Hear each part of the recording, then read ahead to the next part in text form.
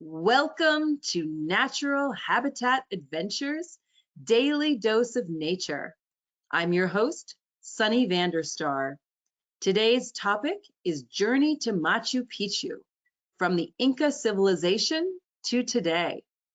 And it will be presented by our fabulous longtime NatHab expedition leader, Francis Casapino. Francis, thank you so much for being here today and for taking us with you to Machu Picchu. This is high on my list, so I will look forward to hearing all that you have to share with us. Let's dive in. Well, good afternoon, everyone, ladies and gentlemen. Thank you so much for joining me today. Your presence is quite a support for the work I just do here. Well, the presentation of today we have for you is being called Journey to Machu Picchu. And despite, of course, just the picture that you have right in front of your screen talks by itself, I just wanted to convey the fact that when we just take our guests from Cusco, the city, all the way just to Machu Picchu, they want to come to see it, but they don't come to realize all the other beautiful jewels that we happen to encounter along the way. And some of these jewels are associated with pretty much a civilization that hasn't faded away or hasn't just disappeared. Rather, it's alive. It's a living culture. So, well, let me introduce myself briefly. Here's a picture of me a few years ago, a little younger than today. There's not much I can say about me myself, simply that I graduated from business and hospitality from the University of Cusco. I've been just also working for NatHab for 23 years. I've been very fortunate to work for NatHab for that long. I have been picked up just to lead these beautiful adventures that convey Machu Picchu and the Amazon. This time, of course, we'll just focus on Machu Picchu part. My career, despite being exposed just to the business part of the activity, was rather involved, strongly, I would say, involved with, and I had people around me who were nature lovers, archaeologists, historians, anthropologists, even local healers. My father, of course, just played a very important role in what happened and came to be my passion. My life started being a ranger at a national park called the Manu National Park, one of the most pristine areas in Peru. A rough place to go to because one needs to either camp or still in very modest lodges along the way to get to the area. Or as an example, I was also introduced just to doing and carrying out some restorations of some of the most enigmatic parts, geoglyphs, we call them, just carvings made on the desert, very vast, large drawings left by pre-Incan societies going back to 400 years, 600 years AD on, in the southern deserts of Peru. So this type of experience have really come to build a little bit of who I am today, a person who just cannot focus on one thing, rather loves just showing geology, people, culture, traditions, architecture, engineering, and of course, that's what we happen to come to encounter here at Machu Picchu, along with one beautiful part of what we do is just taking our guests to enjoy and visit nature and enjoy animals, wildlife. So you haven't just come to hear me say who I am. Let's just go directly down to what is driving us today. Well, talking about Machu Picchu, let me just show you this picture that goes back to 1912 when the first Kodak cameras were developed. There was a Kodak camera that looks like a box. It was called a Brownie. That was the most suitable at that time in the 1900s. For people going just to mining areas or in this type of so-called expeditions. Well, this was taken by one of those cameras and big glass plates that had to be carried up here. So coming to a place like this was rather for many travelers, a long journey, a journey that was into the unknown. People hadn't heard about Peru, yet they had heard about a city on the top of a mountain, known by explorers from the beginning of their times and by poets as the lost city of the Incans. An expedition like this didn't just have all the advantages that our NatHab expeditions have. Didn't have just good food, didn't have appropriate shelter areas, not necessarily 24-hour laundry service, just as to say, or ultimately not even private toilets, to say the least, or the most.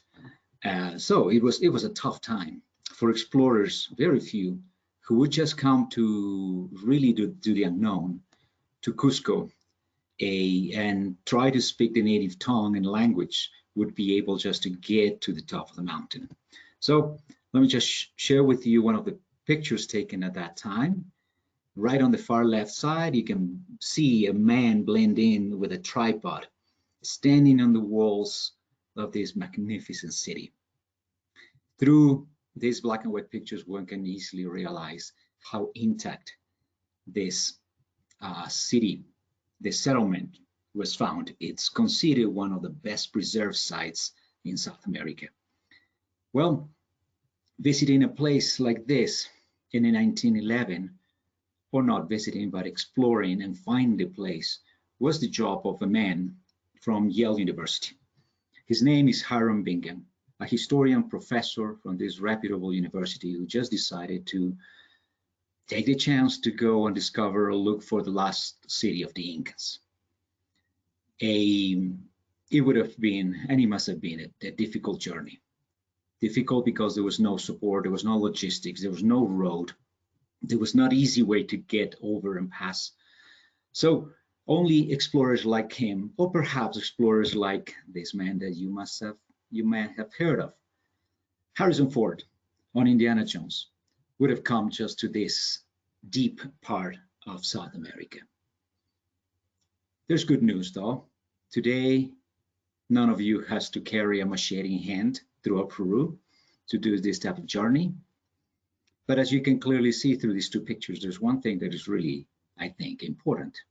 These two gentlemen are wearing a broad-brimmed hat, and they knew from the very beginning that's what you need to come to explore this part of the universe.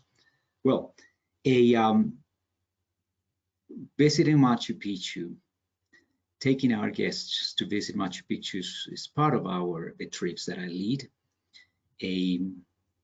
But in order to get to Machu Picchu, of course, let me just show you the other one. One needs to travel this far south to Peru. Peru, as you can clearly see, is just that country in green. It's surrounded by several other countries in South America. It's on the Pacific side.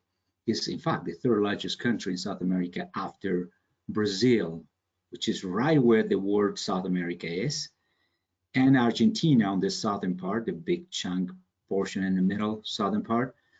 Peru, being the third largest country in South America, it still holds up the largest number of indigenous people. It has a very diverse topography. It has a very well-defined coastal, mountain, and then a third Amazonian territory. This is Peru, a little closer. One really has to fly all the way to Lima on the Pacific side, and then take a flight across the Andes Mountains all the way to a place called Cusco. No Cusco, no Cuscos. Cusco is the city where I live today. It's a beautiful city in the midst of the Andes mountain range. It's a charming city. It was the center, the capital of one of the most powerful, mighty societies that we had in South America. This society is called the Incans. So most of what the structures that you see sit on Inca foundations. It's a city that in every corner shows you these beautiful pictures: terracotta roofs, narrow streets, cobbled streets, all of them converging into just a beautiful, beautiful main square. One other aspect that you ladies, particularly you gentlemen, might appreciate and must have heard of for a long time is the Inca architecture. This is just a little picture of one of those countless of Incan walls left by the Incans as remnants and remains of their great past. That shows you the seamless joints, the perfect joints. Poets have written down about them so much. You can't insert a piece of paper or a razor blade through these joints. A society that had no wheel, had no metal stronger than bronze, didn't know about writing, no paper, no ink, no stronger animals than llamas and alpacas. Yet, with very limited resources, they were able to achieve technologies that still today, people who are involved into architecture, engineering, construction cannot, wrap their heads around. So this is just a little example of that we'll be able to see. In fact, we usually just, people get surprised that after around 5-6 days, they just eventually master this Inca architecture. They can come and recognize what's real, what's not real, what's before the Incas, what's after the Incas, and still though cannot have a proper answer to it. Well, let me show you another picture. This is a picture of an Incan site right on the outskirts of the city, just 10 minutes away from it. Look at me, a picture of me just wrapping my head around trying to see if there is an app that could just show me how the Incans move this big boulder that I have behind me. Well, this is not the largest one. The boulder that is behind me is only around 30 or 40 tons. These guys were able to move from 10 up to 70 tons for buildings and constructions that were for them their temples. So that's one of the places that we'll come to see in our journey. Well, but despite the fact that science, the scientific community, has always been driven at the beginning of the years to come to Peru and to Cusco to see these Incan remains, the truth of this is that there's a lot more that still exists here. And that's the reason why we just called this beautiful presentation as Journey to Machu Picchu, but from the Inca civilizations to today. Well, 500 years have passed through, and I was wondering what went on, what happened with the Incans. Everybody tends to ask me many times. The truth of that is that we have a beautiful living society, living culture. The Inca, the indigenous people, the Inca descendants are still living among us. I am one of those. This is a picture of a lady I took just walking along one of those Incan walls, taking her animals along the way, for instance. So one time I was just picking up a book and I read that one of these writers mentioned that the Inca women in the Andes never traveled without a load or a bundle on their backs. And I thought that was an exaggeration. Then I realized that truly that's a common pattern. Look at these pictures. Well, look at this beautiful woman with the bundle on her back and the beautiful white braids, black braids, in fact. That just denotes the very strong genetic Incan or native genetic patterns are still being held by our indigenous people. 28% out of 32 million indigenous people that live in Peru are indigenous. So here they are. Sometimes when I see these women carrying these big loads, in my mind, I think that it was these women who just built those Incan walls instead. They tend to do just 7 or 8 times more work than their usually husbands, and they keep themselves busy. This is the beauty of my culture. So Cusco, as the center of South America and the old capital of the Incans, it's just full of festivities, whether Catholic or indigenous or a blend of both. This is a place where I live today, despite the fact that I was born in a small town in the Sacred Valley of the Incans, because this is what I like. This is what keeps my life, my living alive. the chance that I can just always encounter a new festivity, a new procession, something going on, a new party around the corner every other day. Colors, it's here where colors in Peru take on a different meaning. So, but of course, if one wants to go just to Machu Picchu, one needs to just go up and down some of the mountains.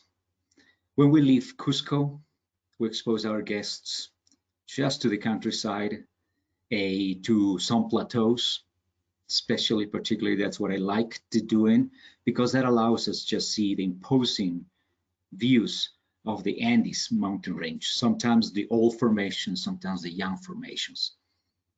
You are very proud of mentioning and describing your 14ers in the US.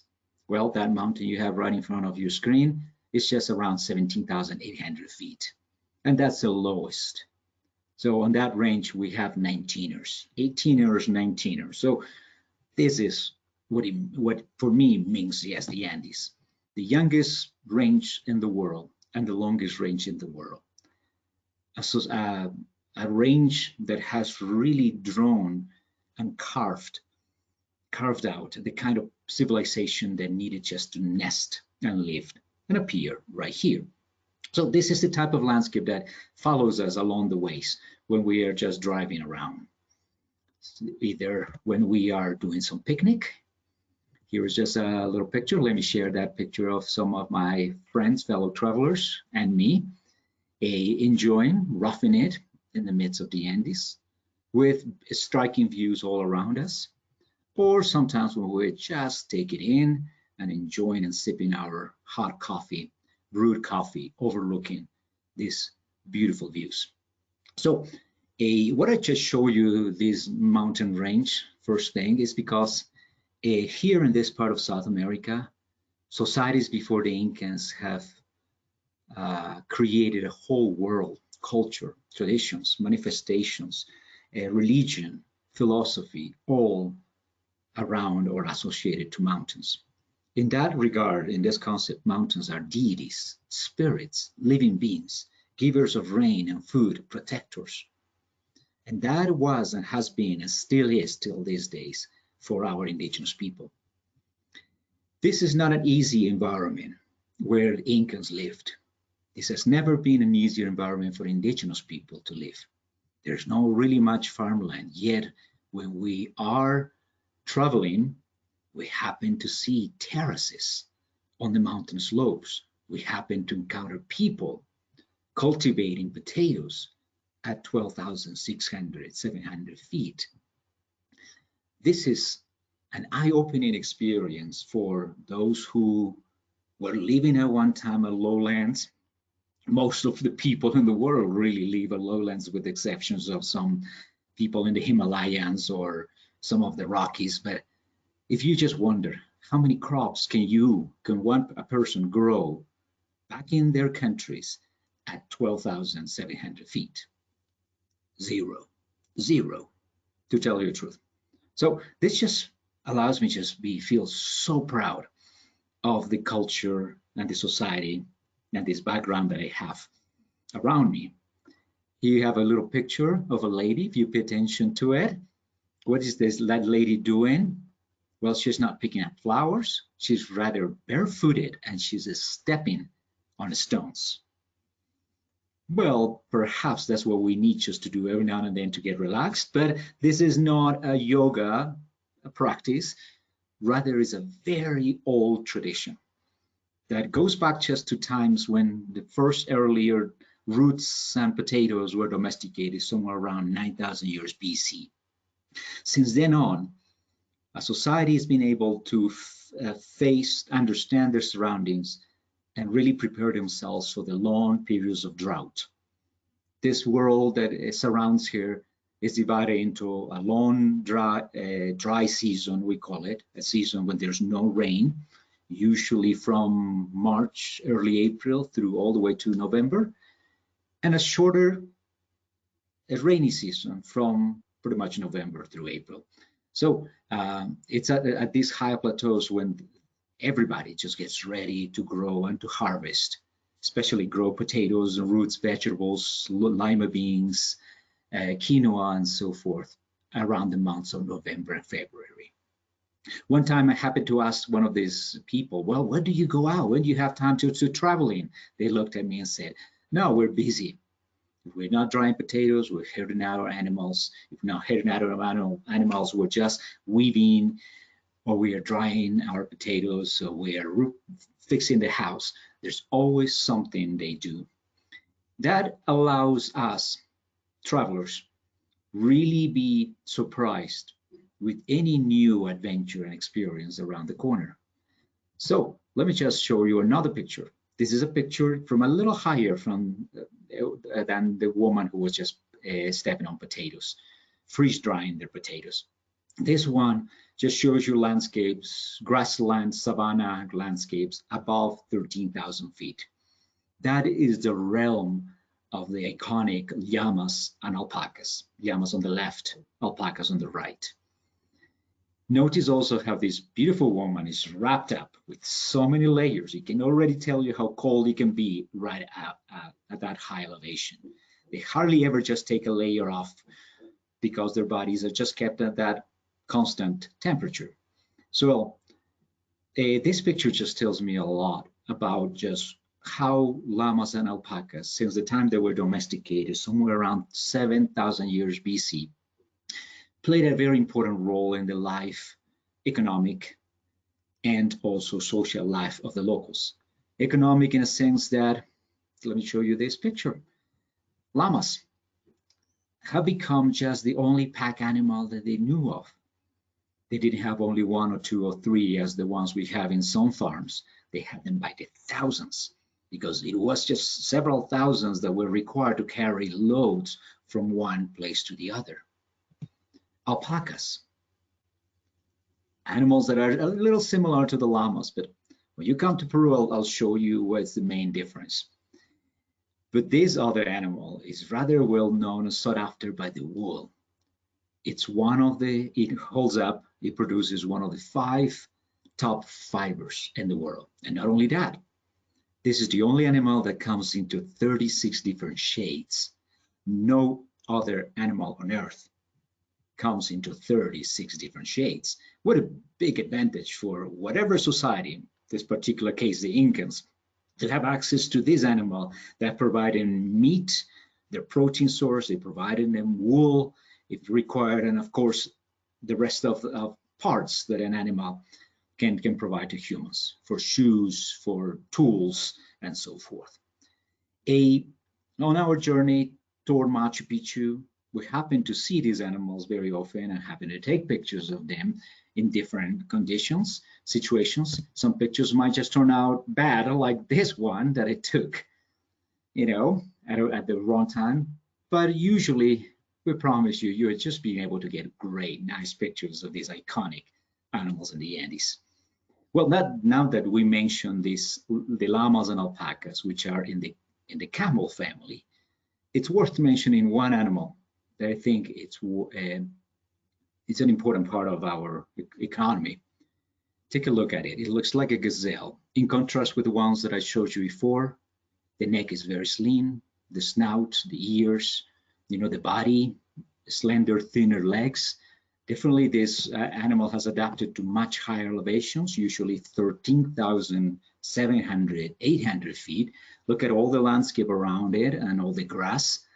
These guys just do drink water, but not so much. They just depend on that only grass and fewer other smaller, bunchy bushes or ferns that they can eat on.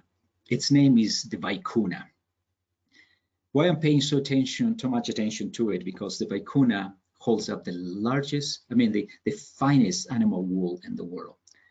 You look at that nice creamy color or brownish color fur right on its body, not the whitish, but the brownish color. That is a 1-inch long, finest animal wool on Earth.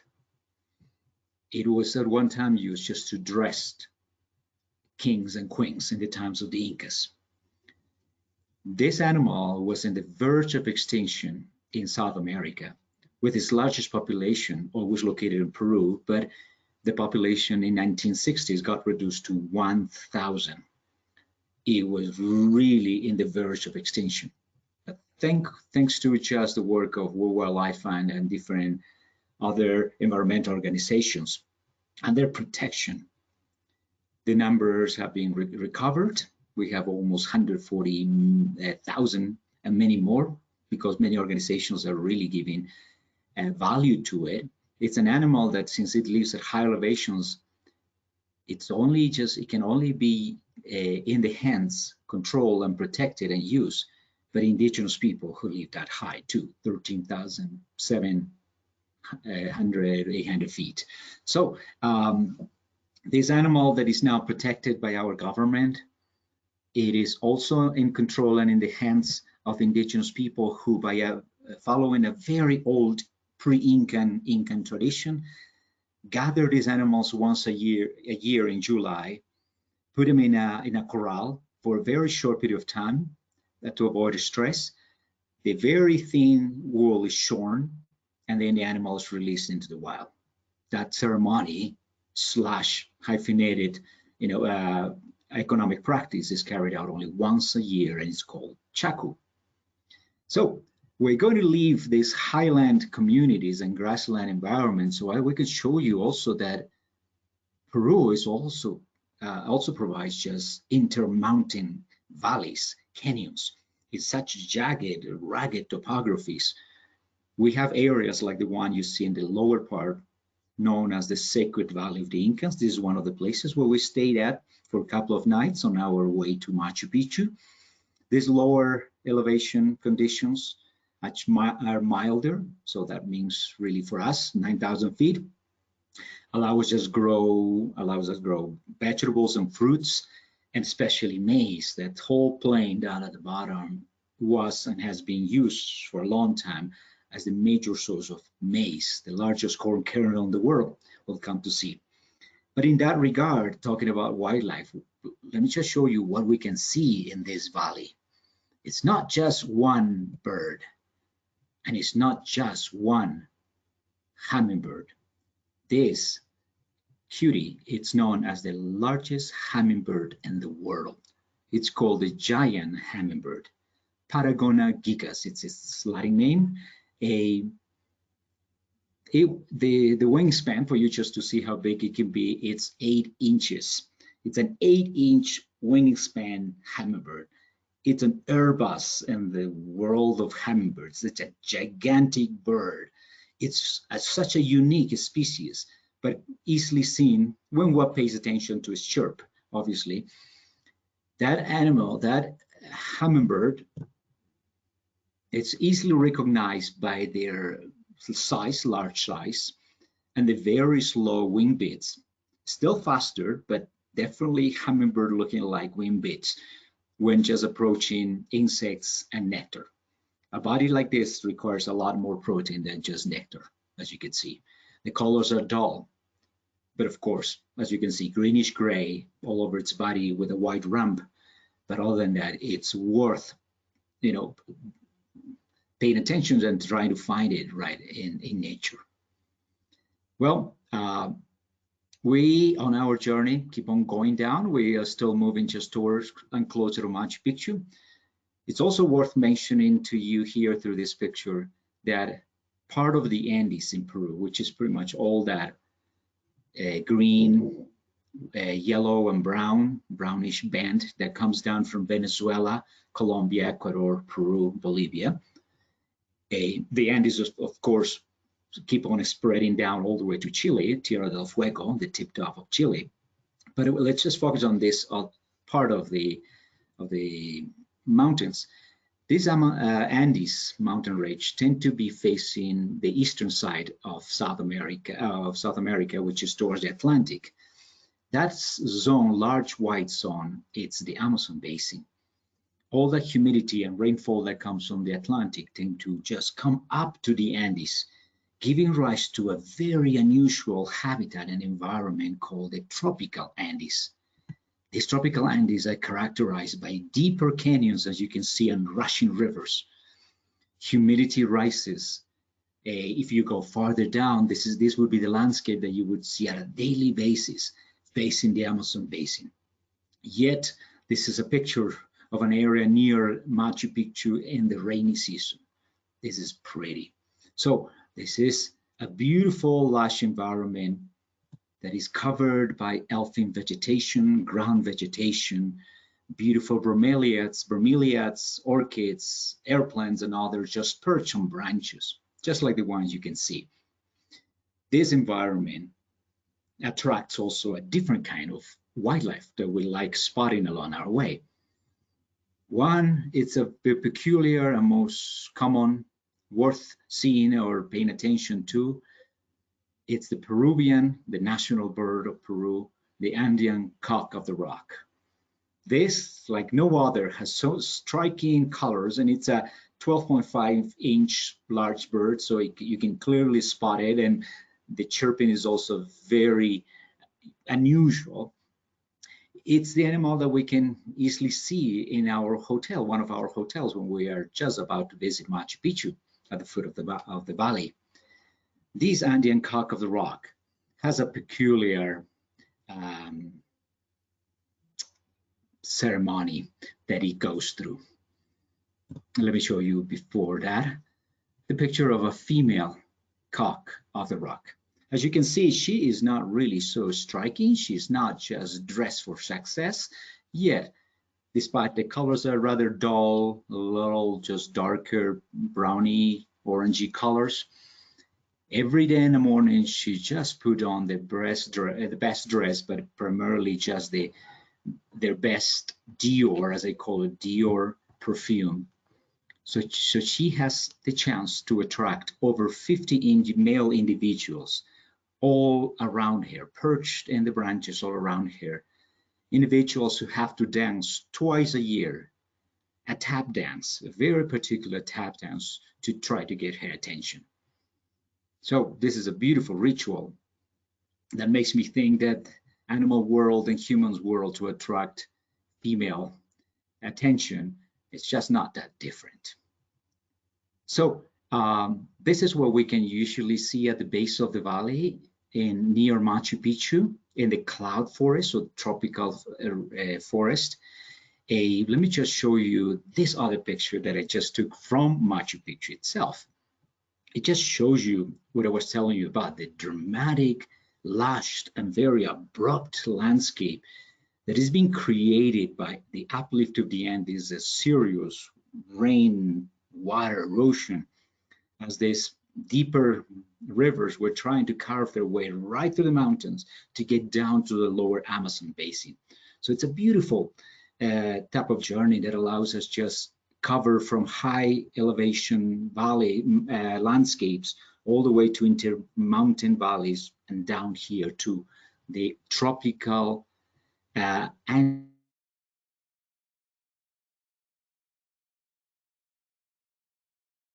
or the cloud forest.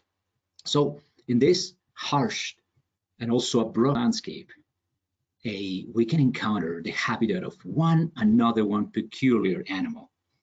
You must have heard of it, the Andean spectacled bear, the only kind of bear that exists in South America. With a slight variation, some of them have a little shorter snouts, others a little longer snouts, is an animal that has these beautiful creamy color markings around the eyes, sometimes even just look like a couple of spectacles around the eyes, around the snout, and along the nose. It's just an individual pattern that allows them to identify and differentiate each other. It's a very unique animal that has adapted to this particular environment. Sometimes you can see them closer to the coast when the forest allows being closer to the coast, but primarily since it's a herbivore, despite its weight ranges from around 200 to 300 pounds, it's a great tree climber, as you can clearly easily see. It depends on primarily plants that it feeds on, bromeliads, any succulents, any juicy roots, anything that it might find and forage along in this forest. sometimes fruits, but it's harder. He may also eat and forage for eggs and sometimes other invertebrates or frogs or lizards that he might find along the way, but primarily it's a vegetarian animal. This pretty species of bird, hard to see in this territory. It's been well known. It's been known, really by this newer population of younger people in this world, not just through pictures of himself, but through pictures of his cousin. This guy that comes from the red carpet, from Hollywood Hall of Fame. His name is Paddington Bear. Some of you must have heard about it, perhaps not. It's one of those kids' books that's been written down in England for English kids. It talks about a little bear that it came from deep, dark Peru. Paddington Bear, of course, likes marmalade a lot, whereas ours hardly ever finds really honey around their environment. So this beautiful critter, it's also a vulnerable species, especially because its environment is being fragmented, damaged by farming, population growth as well. Locals who have not been educated quite well about the nature of the animal, seeing in him a threat. They are more scared of seeing a bigger animal than just understanding it.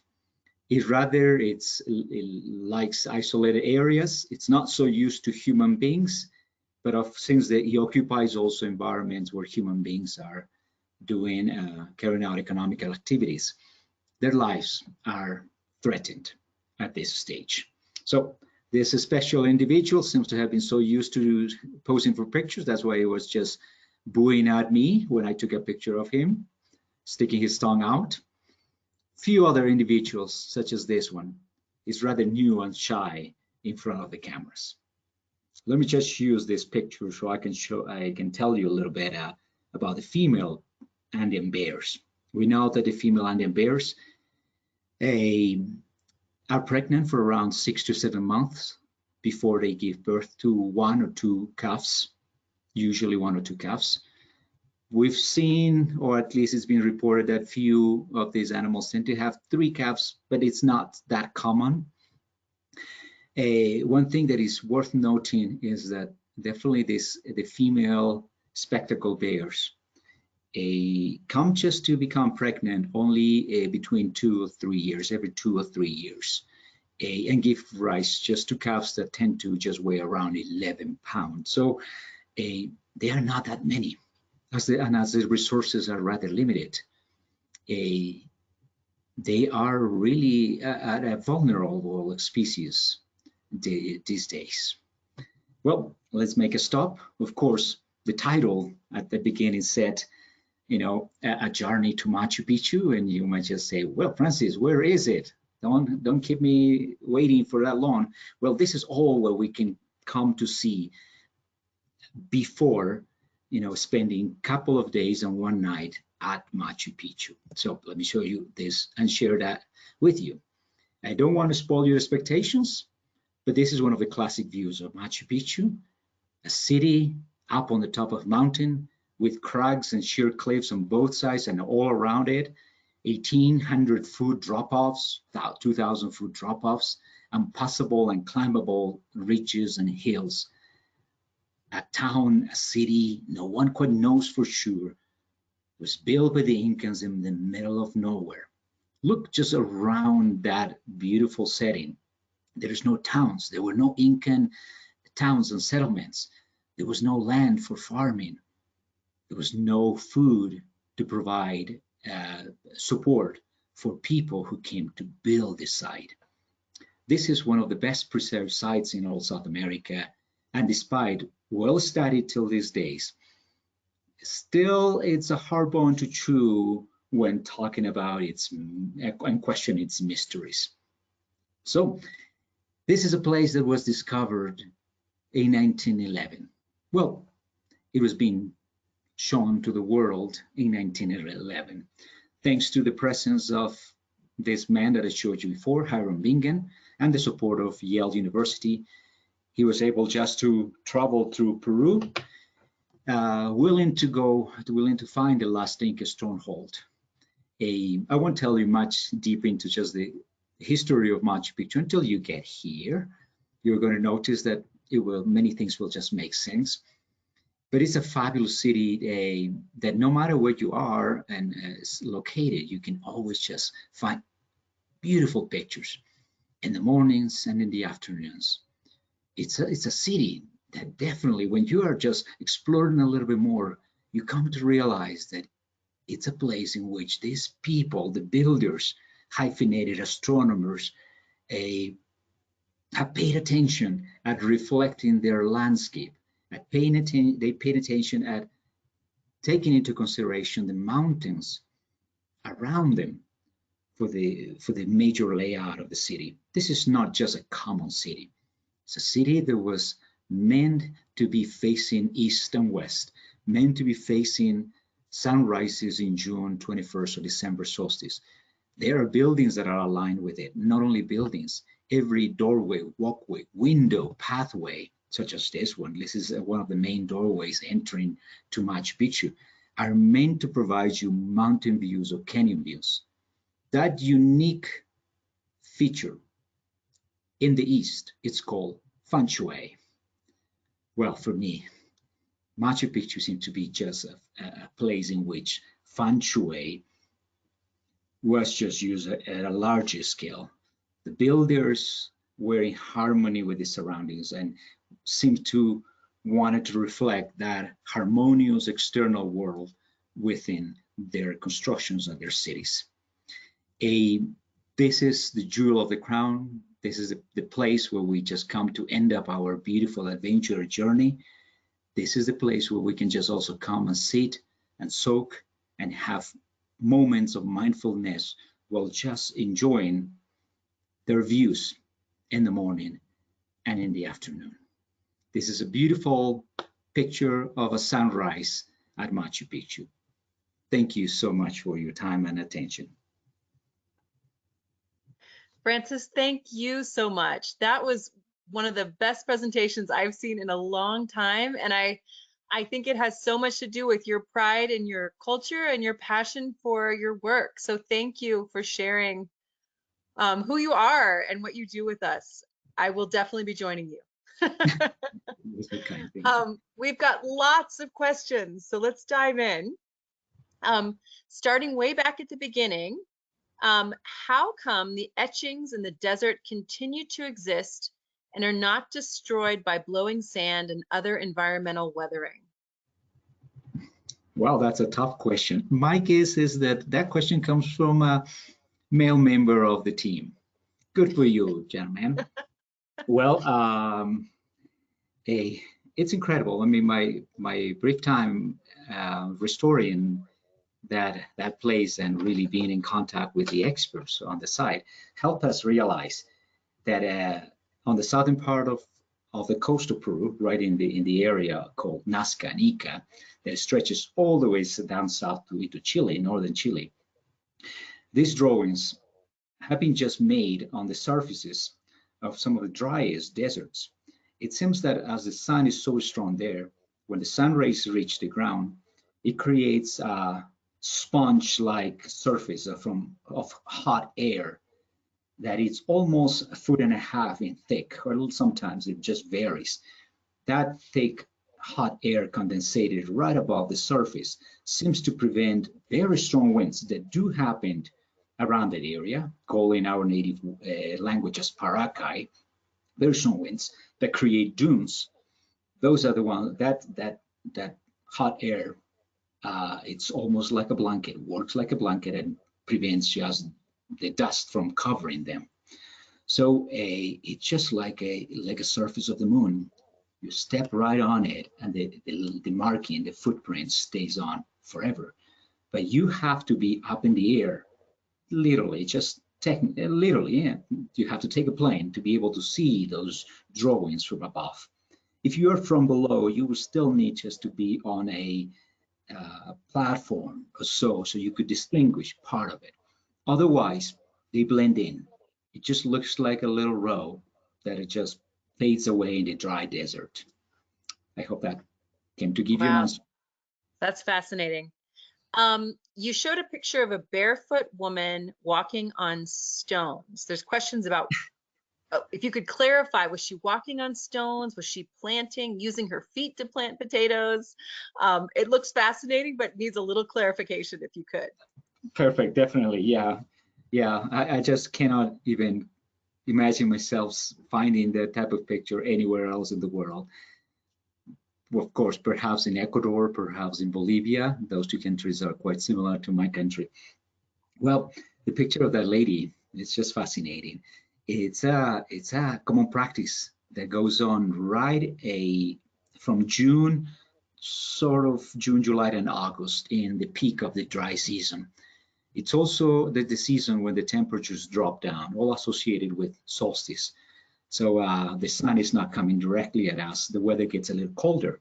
So the lady was repeating the very old practice and tradition in the Andes that consists in freeze drying potatoes.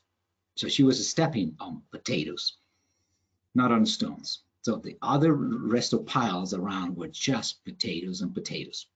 So what she was doing and how that consists.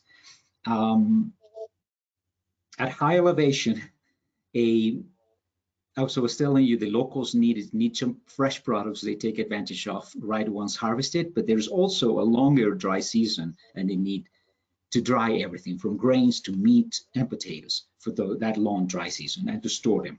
So this all Incan technique, freeze drying process, today in the scientific community known as lyophilization or lyophilize products, consists in putting potatoes in a sack. A big sack of potatoes is put in running water, streams and so forth at high elevation for sometimes up to 40, 41 days. So that by doing so, the starch from the potatoes and the digestive inhibitor enzymes from the potatoes are being washed off. And then they're taking those potatoes out from the water and they are exposed to the sun. And every day she has to go there and step on the potatoes and squeezing the water out of the potatoes. So in that period from 15 to 30 days, the potatoes are totally dried. They end up being as hard as rock, but as light as feather. I hope that answers your question. How do they taste? Well, yes, hard to know, but I invite you to come to Peru. Definitely that's worth stopping by and tasting. Has there been any restoration done since the original brownie photo was taken of Machu Picchu? Well, in the words of our experts working at Machu Picchu has faced three critical, difficult moments of some destruction. The first one, when farmers, locals, were living at the site, and those farmers needed some of the terraces they encountered there. So they needed to slash and burn the vegetation, and they just were destroying the place. Trees fell down, tree trunks fell down and destroyed some of the buildings. The second moment was when the expedition in 1911, led by Hiram Bingham, arrived to the place in 1912 to 1914. They carried out a lot more deforestation. Archaeology was not a career. Nobody cared much about how to take care of it. They were limited in resources, and local people were utilized as labor just to deforest the very old trees around the site.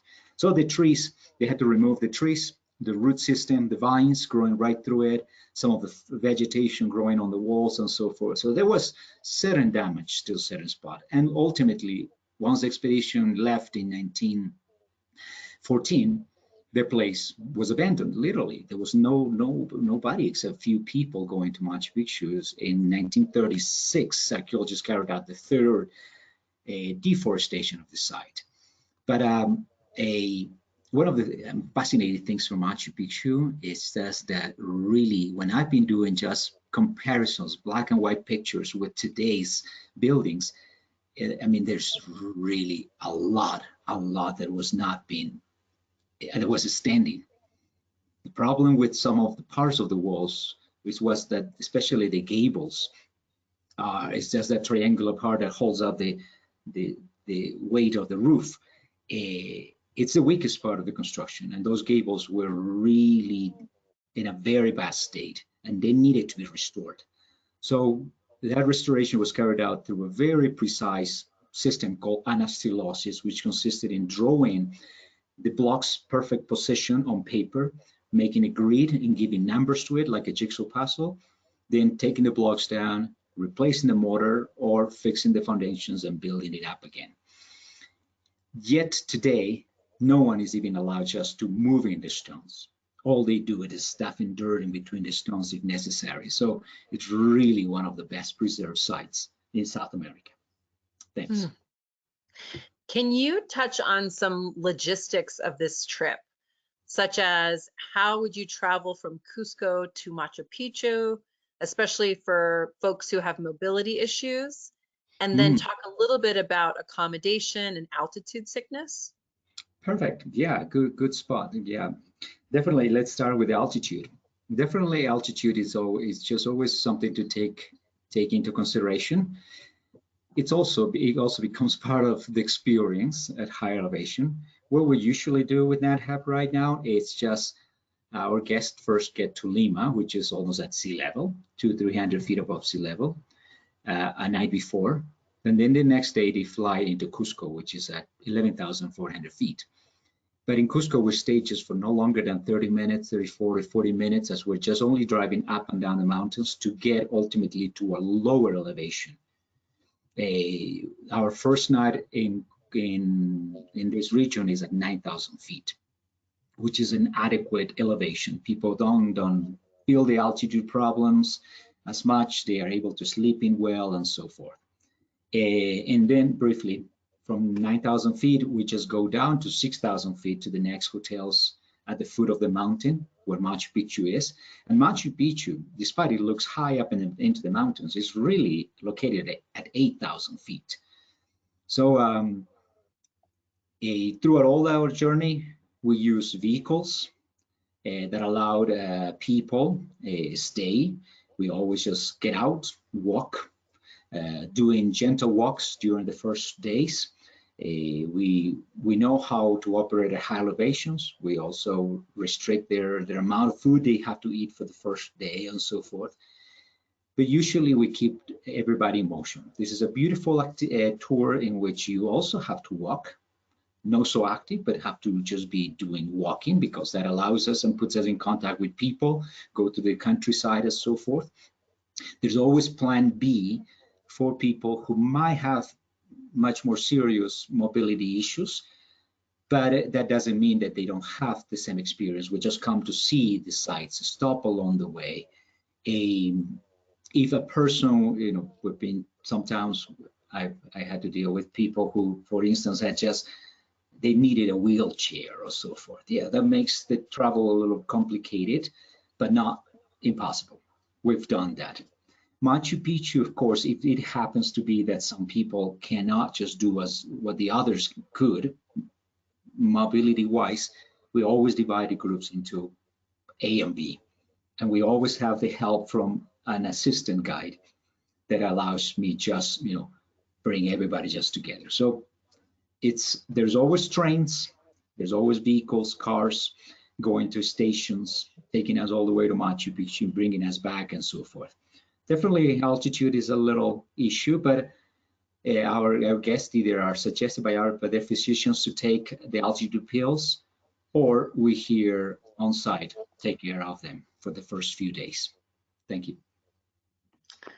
Well, thank you again. That is probably the last question we have time for today. But I just want you to know that there's many comments appreciating you for your presentation style and your passion, and for, what a fascinating topic. So thank you for presenting to us. And I just am so glad that we get to have you back in November a couple more times. So everybody look for Francis on the schedule. He's going to be back. Okay. I'll turn it back to you for some closing comments. Well, I just only want to thank you so much for your presence and your little time, you spend with me.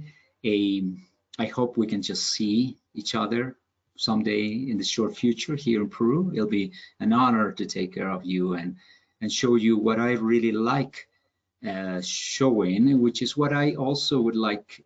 I would be fascinated to find it in other destinations when I go traveling. So the real thing, go deep into people, culture, landscape, and have really meaningful experiences. Let me also allow me to thank you so much. I know you are just our frequent NatHab travelers. Thank you for traveling with NatHab and supporting our efforts in protecting nature and culture throughout the world. God might bless you all. Thank you. I also want to thank you all for tuning in today and for submitting such interesting and thoughtful questions. Please join us again tomorrow for our next daily dose of nature. You can check out this week's lineup, including registration links, on our website at nathab.com/webinars. We did record today's presentation, and we will have the replay available on our website soon. With that, I'll conclude the webinar. Have a wonderful day, everyone. Thank you.